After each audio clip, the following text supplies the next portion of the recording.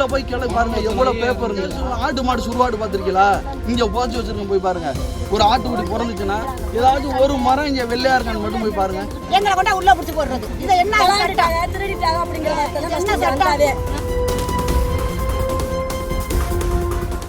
இரும்பாளி கிராமம், அதாவது குளத்தூர் தாலுகாவுக்கு உட்பட்ட அந்த இரும்பாளி கிராமத்தில் தனி நபர் ஒருத்தர் காங்கிரஸில் ஒரு முக்கிய பிரமுகராக இருக்கிற ஒருத்தர் வந்து அவரோட சுயநலத்துக்காண்டி இங்கே உள்ள மேய்ச்சல் தரிசு கிட்டத்தட்ட ஒரு 5 ஏக்கரில் உள்ள மேய்ச்சல் தரிசுகளை லீஸும் போடாமல் எதுவும் போடாமல் சட்டத்துக்கு புறம்பா, அதாவது சட்ட விதிமுறை எந்த ஒரு விதிமுறையுமே கடைப்பிடிக்காமல் பக்கத்தில் குளத்துக்கு பக்கத்திலே ரூல்ஸ் 500 மீட்டருக்கு பக்கத்தில் தாண்டி தான் கிரஷர் இருக்கணும், குவாரி இருக்கணுங்கிற அந்த விதிமுறையை கடைப்பிடிக்காமல் சுற்றுச்சூழலுக்கும் மாசு ஏற்படுத்துகிற அளவில் வெடிப்பொருட்களை இது பண்ணி வீடெல்லாம் அதிர்வு உண்டாகிற அளவுலையும் விவசாய நிலையங்கள் சுற்றி வர, அதாவது 2 கிராமத்துக்கு இடைப்பட்ட விவசாய நிலையங்கள் கிட்டத்தட்ட ஒரு 100 ஏக்கருக்கு மேலே விவசாயமே பண்ண முடியாமல் கருவு மண்டி போய் எங்கள் வாழ்வாதாரமே விவசாயத்தை நம்பி தான் இருக்குது. அது எல்லாமே சீர்குலைஞ்சு எல்லாம் கருவு மண்டி போய் அவங்கவுங்க வீட்டில் விரிசல் ஏற்பட்டதும் இல்லாமல் சுற்றுச்சூழல் மாசு, சுவாச கோளாறு நோய்கள் எல்லாமே ஏற்பட இந்த ஒரு கிரஷர் மட்டும் தான் எங்களுக்கு இதாக இருக்குது. இவங்க வந்து நீர்நிலைகள் மற்றும் வரத்து வாரிய எல்லாமே ஆக்கிரமிப்பு பண்ணிட்டு அரசுக்கு விரோதமாக, அதாவது நம்ம அரசு அதிகாரிகளின் ஒருதலை பட்சமாக ஒரு செயல்பாடுகளை கைக்குள்ளே வச்சுக்கிட்டு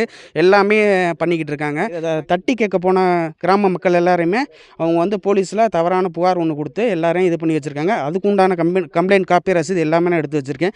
அடியாட்கள் உதவியை கொண்டு இங்கே கேட்க வர்றவங்க எல்லாரையும் மிரட்டுறது இதே வேலையாக வச்சுக்கிட்டு இருக்காங்க. நாங்கள் சாப்பிட்றது கூலி வேலை பார்த்தா தான் நாங்கள் சாப்பிட முடியும். வீடு வாசல்லாம் ஒரே திடும் கையில் நாங்கள் வந்து ஏதோ உழைச்சி ஒரு கூரை வீட்டில் இருந்தாலும் எங்களாம் இருக்க முடியல. ரவைக்கு பூரா திடீர்னு எங்களுக்கெல்லாம் முடியாத கேஸ். நாங்கள்லாம் அங்கே திடீர்னு கையில் என்னமோ ஏதோ சண்டையோ அடியுடியோ வெட்டு குத்து மாதிரிங்கிற மாதிரியே நிலைமையெல்லாம் வருது.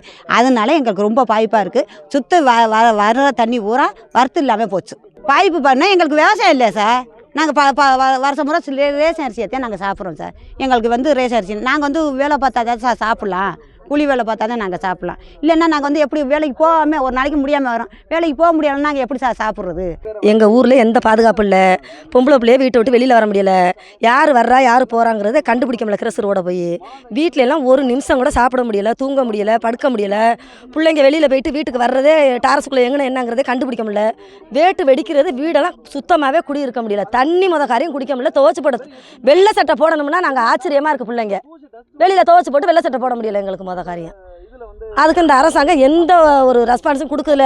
இங்கே வந்து கேட்டோம்னா அடியாட்களை வச்சு மிரட்டிட்டு எங்களை கேஸ் கொடுத்து உள்ளே கொண்டு போய் வச்சு திருடிட்டாங்க, களவாண்டுட்டாங்க அப்படிங்கிறதெல்லாம் அப்படியே வந்து அதிகாரிகள் ஆப்பாயிடுறாங்க. எந்த ரீசன் இல்லை. எங்களுக்கு ஒரு நல்ல வழியை காட்டணும் அரசாங்கம்.